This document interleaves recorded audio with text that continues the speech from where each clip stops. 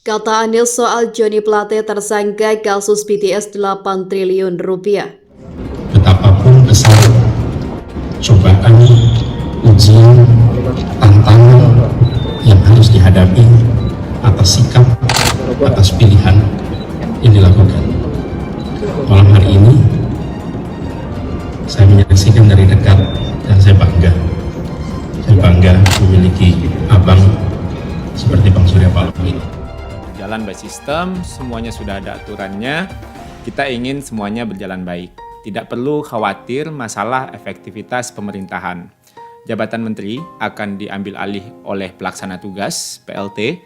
Kita tunggu saja pengumuman resminya segera. Kalau terkait dengan politik, kan memang suasana politik ini kan sangat dinamis. Mau menjelang 2024, tapi kan karena yang bersangkutan Pak JP diumumkan tersangka tadi oleh Kejaksaan, saya rasa ini bukan terkait politis, tapi memang latar belakang hukum yang berlaku kepada Johnny Plate sudah ditetapkan.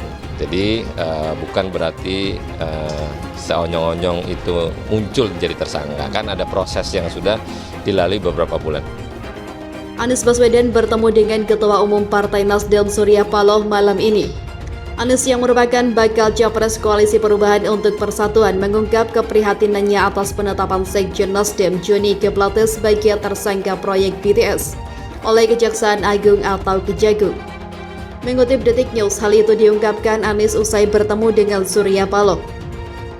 Pada pertemuan itu Anies mengaku prihatin atas kasus yang menjerat Johnny G. Plate. Namun di sisi lain dia juga mengaku kagum dengan sosok Surya Paloh yang tetap konsisten pada prinsipnya. Saya bangga dengan Bang Surya Paloh. Malam ini kami bertemu, kami berdiskusi. Saya menyaksikan ada suasana keprihatinan yang kita semua rasakan. Saya pun merasakan keprihatinan yang luar biasa. Saya pun merasakan keprihatinan yang luar biasa, ucap Anies kepada wartawan usai pertemuan dengan Paloh. Tapi di sisi lain saya menyaksikan orang yang konsisten, seorang yang persisten, seorang yang kukuh dalam memegang prinsip, memegang komitmen. Betapapun besar cobaan, ujian, tantangan yang harus dihadapi atas sikap, atas pilihan yang dilakukan lanjutnya.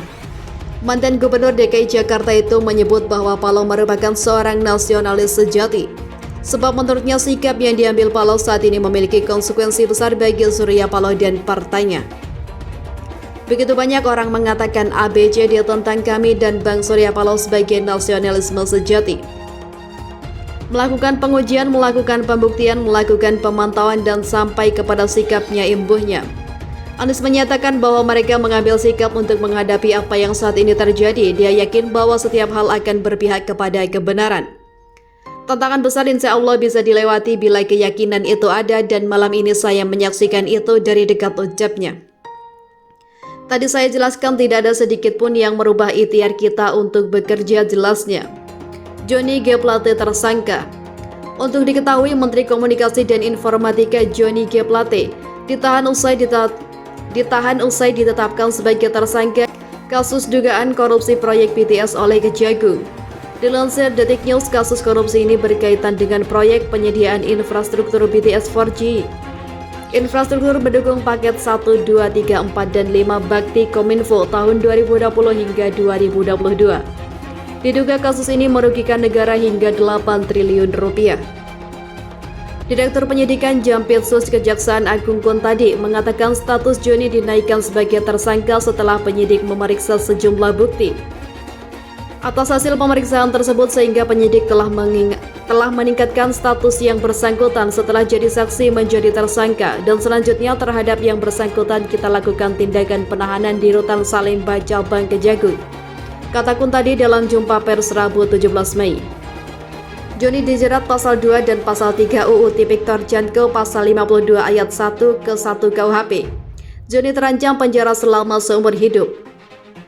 Menurut Kepala BPKP Muhammad Yusuf Ateh, total kerugian negara sebesar 8 triliun 32 miliar 84 juta 133.795 rupiah. Hasil perhitungan jumlah kerugian keuangan negara tersebut telah diserahkan ke Kejagung. Berdasarkan semua yang kami lakukan dan berdasarkan bukti yang kami peroleh, kami telah menyampaikan kepada Pak Jaksa Agung kami. Kami menyimpulkan terdapat kerugian keuangan negara sebesar 8.382.084.133.795 rupiah, kata Yusuf Ate. Kata Yusuf Ate dalam konversi pers Senin 15 Mei dikutip dari Detik News. Kerugian keuangan negara tersebut terdiri dari 3 hal, yaitu biaya kegiatan penyusunan kajian pendukung, markup harga, dan pembayaran BTS yang belum terbangun. Dalam kasus dugaan korupsi proyek BTS ini telah ditetapkan 5 tersangka. Mereka adalah AL selaku Direktur Utama Bakti Kementerian Komunikasi dan Informatika, 2 GMS selaku Direktur Utama PT Mora Telematika Indonesia. Yang ketiga, YS selaku Tenaga Ahli Human Development Universitas Indonesia tahun 2020. Yang keempat, MA selaku Akun Direktur. Yang kelima, IHA selaku Komisaris PT Solitech Media Sinergi.